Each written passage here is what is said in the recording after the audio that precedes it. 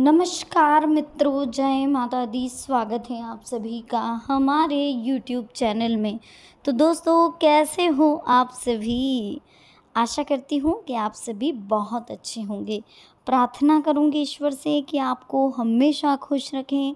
देखिए, आज की वीडियो में बात करेंगे 20, 21, 22 और 23 जून 2023 की। जिस बात का डर था, आखिर वही हुआ। ज़िंदगी में अब नया मोड़ आने वाला है। वीडियो बहुत ही खास और बहुत ही महत्वपूर्ण होने वाली है।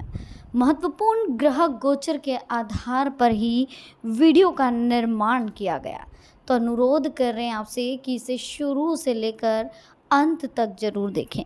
पसंद आए तो प्लीज़ लाइक करें, कमेंट सेक्शन में जय माता दी के जयकारे लगाएं, चैनल को सब्सक्राइब करें, बेल आइकन को प्रेस करें और वीडियो को शेयर करना ना भूलें। तो चलिए शुरुआत करेंगे बिना किसी देरी के हर हर महादेव का नाम लेकर।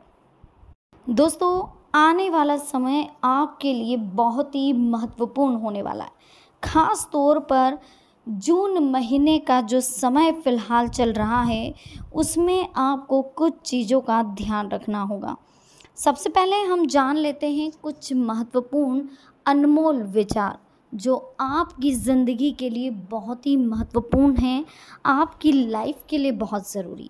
ये अनमोल विचार आपकी लाइफ में सकारात्मक बदलाव लाएंगे, साथ ही आपकी लाइफ के लिए बहुत ज़रूरी भी होंगे।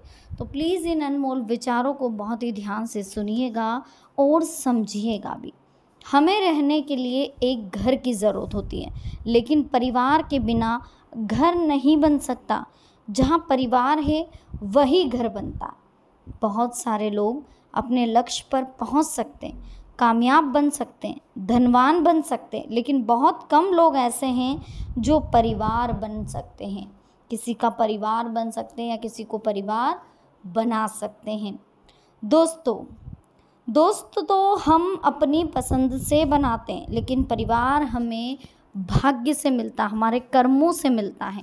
आज आपको लग रहा है कि मेरा हस्बैंड ऐसा है, मेरी वाइफ ऐसी है, मेरे बच्चे ऐसे हैं, मेरे सास ससुर ऐसे हैं, तो ये हमारे कर्मों का परिणाम है। आप ये मत सोचिए कि वो इंसान गलत है या उसकी सोच गलत है। वो हमारे कर्मों की वजह से हमें मिल रहा है। उससे मुलाकात हमारे कर्मों की वजह से हुई। भगवान की ओर से परिवार हमारे लिए एक उपहार की तरह होता है। हमें रहने के लिए घर की ज़रूरत होती है, लेकिन परिवार के बिना घर नहीं बन सकता। जहाँ परिवार रहता है वहीं घर बनता है।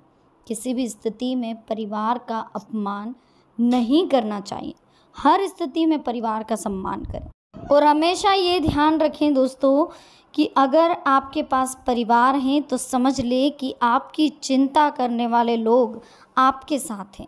किसी भी स्थिति में हमें परिवार का अपमान नहीं करना चाहिए, वरना मुसीबतों का सामना अकेले ही करना पड़ेगा। हमारी ओर से परिवार के लिए सबसे बड़ा उपहार ये है कि हम हमेशा स्वस्थ और खुश रहें। अगर हम दुखी रहेंगे तो परिवार भी दुखी रहेगा। अगर किसी व्यक्ति का वैवाहिक जीवन सुखी, शांत और प्रेम पूर्ण नहीं है तो समझ लें कि उसका परिवार भी सुखी नहीं रह सकता। हमें रहने के लिए सिर्फ घर की नहीं, परिवार की भी ज़रूरत पड़ती, क्योंकि परिवार से ही घर बनता है। बहुत सारे लोग अपने लक्ष्य पर पहुंच जाते हैं, लेकिन परिवार के बिना जीवन में कभी सुख शांति नहीं हो सकती।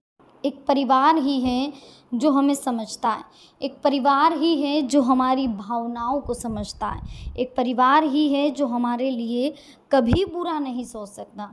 चलिए अब जान लेते हैं दोस्तों।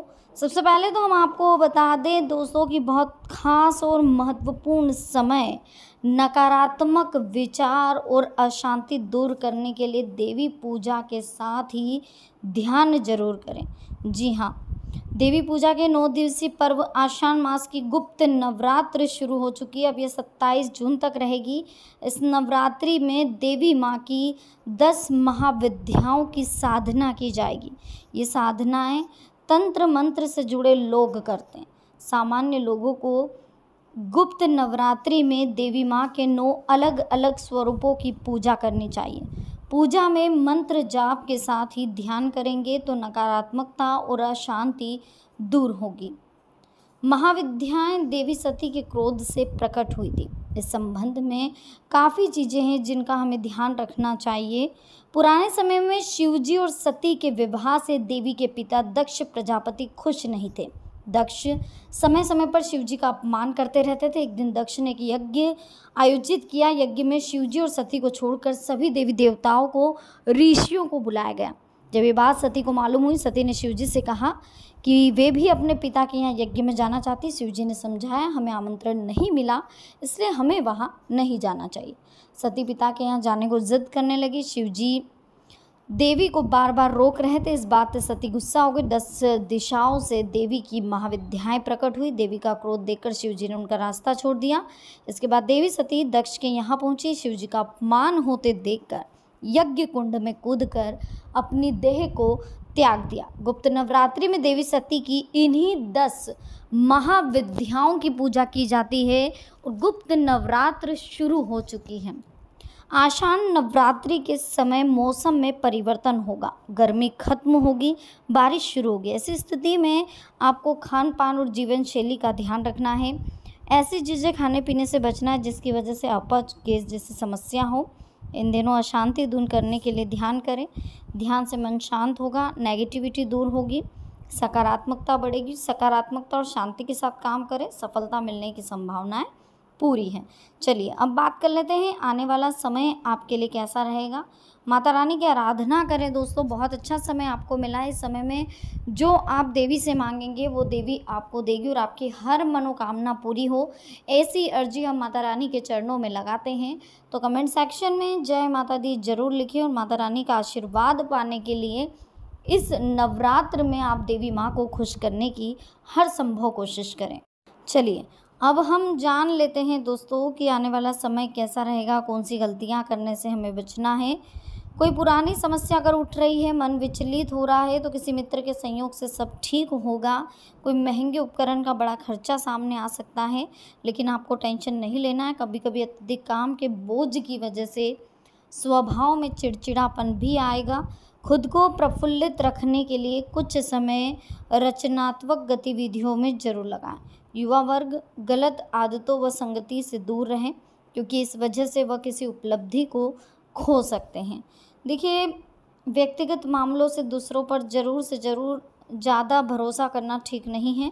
कुछ समय बच्चों के साथ बिताएं, इससे उनमें सुरक्षा की भावना आएगी। समय के अनुसार अपने व्यवहार और आदतों में बदलाव करना भी ज़रूरी है। कोई समस्या आने पर परिवारजनों के साथ शेयर ज़रूर करें।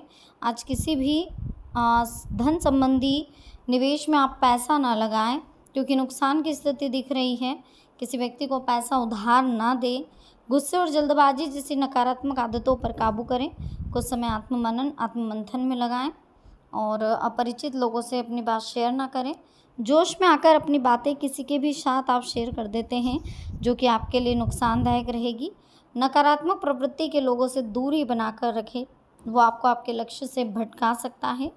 और ध्यान रखें कि आपका कोई काम अधूरा है तो किसी शुभ चिंतक की मदद से आगे बढ़ेगा। पारिवारिक व्यवस्था को बेहतर करना आपका प्रयास सफल रहेगा। कलात्मक कार्यों में रुचि रहेगी। मन मुताबिक समय व्यतीत करने से आप फ्रेश और तनाव मुक्त महसूस करेंगे। दिन भर की व्यस्तता के कारण थकान हावी रहेगा। पड़ोसियों तथा रिश्तेदारों के व्यक्तिगत मामलों में ना उलझे, वरना आप किसी दुविधा में फंस सकते हैं।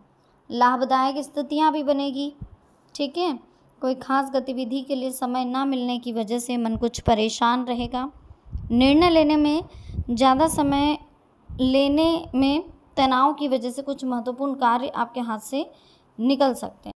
तो जीवन में हमेशा आगे बढ़ने की कोशिश करो। लाइफ में कभी कोई ऐसा कार्य ना करें जिससे कि आपको प्रॉब्लम हो, आपके परिवार के लोगों को प्रॉब्लम हो। आने वाला समय आपके लिए बहुत अच्छा होने वाला है। आपको जो चाहिए वो आपको मिलेगा। समय के अनुसार परिणाम फल आपको मिलने वाला है। जैसी मेहनत आपकी होगी उस मेहनत के अनुसार आपको फल मिलेगा। तो आपको ज़्यादा लोड नहीं लेना, ज़्यादा टेंशन नहीं लेना, घबराना नहीं है। और इसके साथ ही एक चीज़ ध्यान रखिएगा कि ईश्वर की आराधना करते रहें। जैसे जैसे आप ईश्वर की आराधना करते रहेंगे वैसे वैसे आपको जीवन में फल आगे मिलता जाएगा। आपकी मेहनत के परिणाम और गहरे होते जाएंगे। ठीक है, तो दोस्तों आज की वीडियो आपको कैसी लगी? पसंद आई हो प्लीज़ लाइक करें, चैनल को सब्सक्राइब करें, बेल आइकन को प्रेस करें, साथ ही वीडियो को शेयर करना ना भूलें। तो मिलते हैं नेक्स्ट वीडियो में। अभी के लिए आप सभी को बहुत बहुत धन्यवाद। जय माता दी, हर हर महादेव।